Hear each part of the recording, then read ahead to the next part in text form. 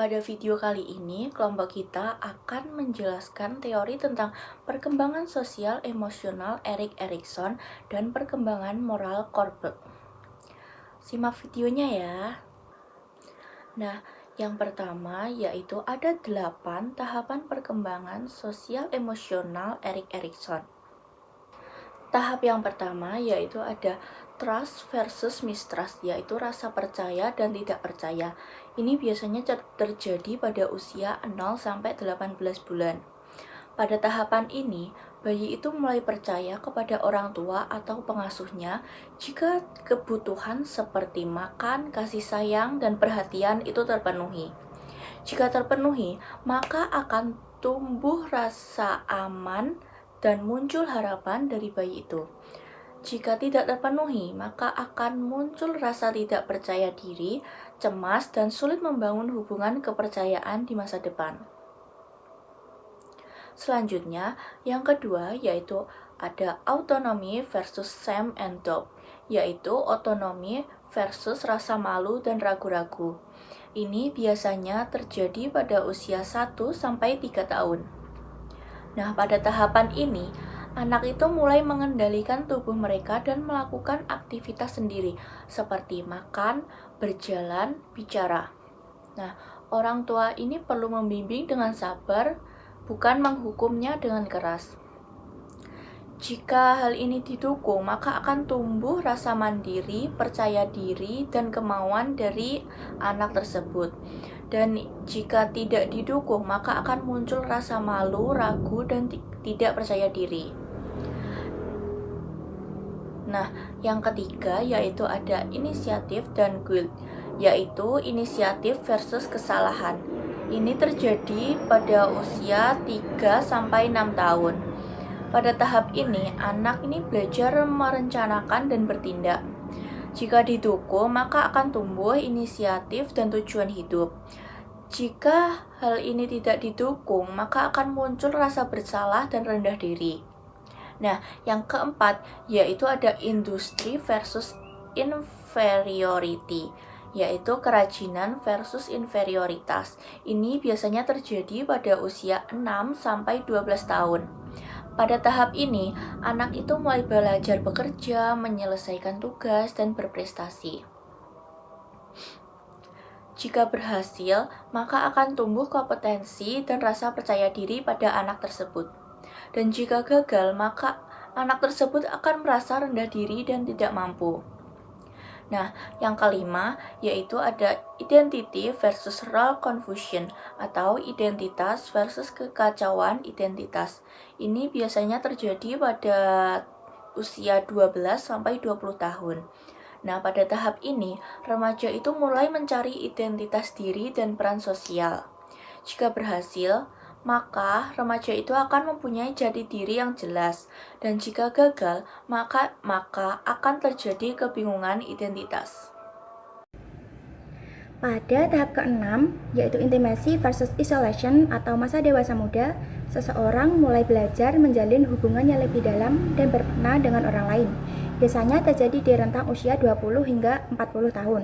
Di fase ini, individu berusaha membangun hubungan yang dilandasi kepercayaan, kedekatan emosional, dan cinta. Jika berhasil, ia akan merasakan keintiman dan kasih sayang yang tulus. Namun, jika gagal, seseorang bisa merasa terisolasi, kesepian, bahkan takut membuka diri terhadap orang lain. Selanjutnya, tahap ke-7 disebut generativity versus stagnation, yang terjadi pada masa dewasa menengah sekitar usia 40 hingga 65 tahun. Di fase ini, seseorang ingin merasa berguna dan berkontribusi baik melalui pekerjaan, keluarga, maupun kegiatan sosial. Mereka berfokus pada bagaimana bisa meninggalkan sesuatu yang berarti bagi generasi berikutnya.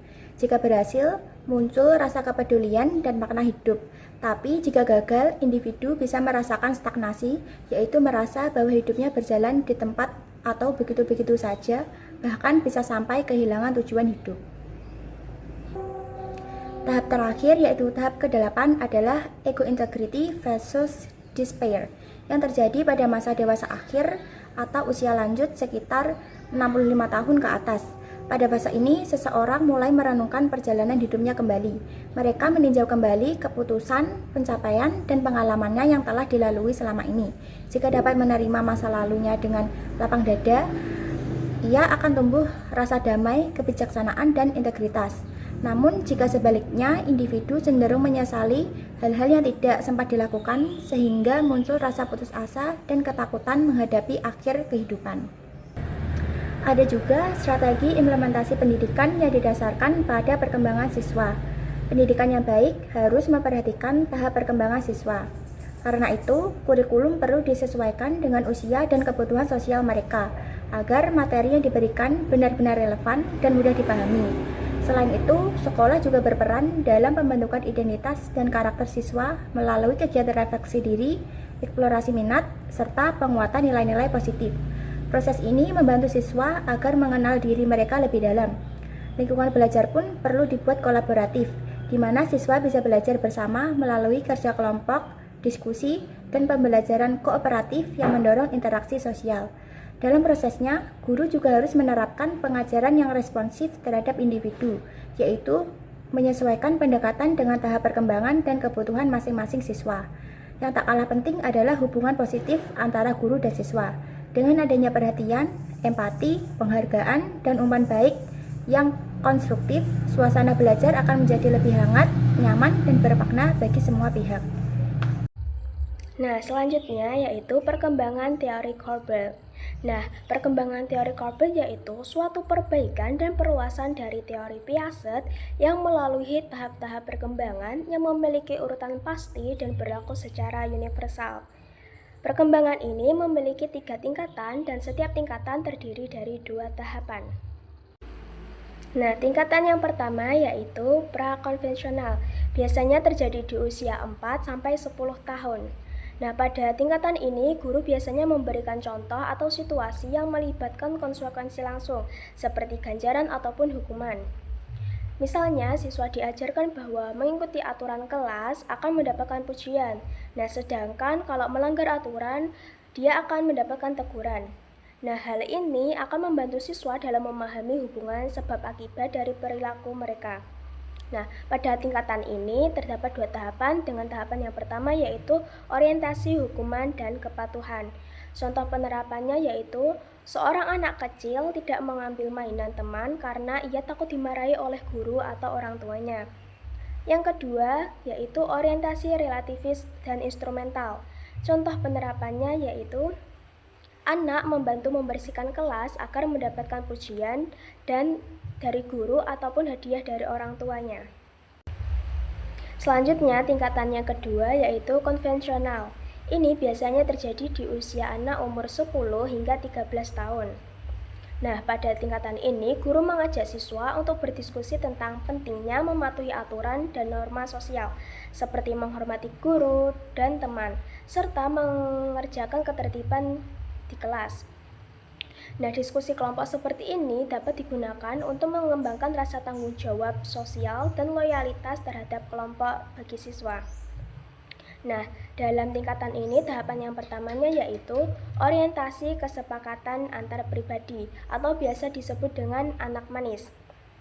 Nah, contoh penerapannya yaitu remaja berusaha bersikap baik dan jujur agar teman-temannya menyukai perilakunya dan dianggap sebagai pribadi yang baik.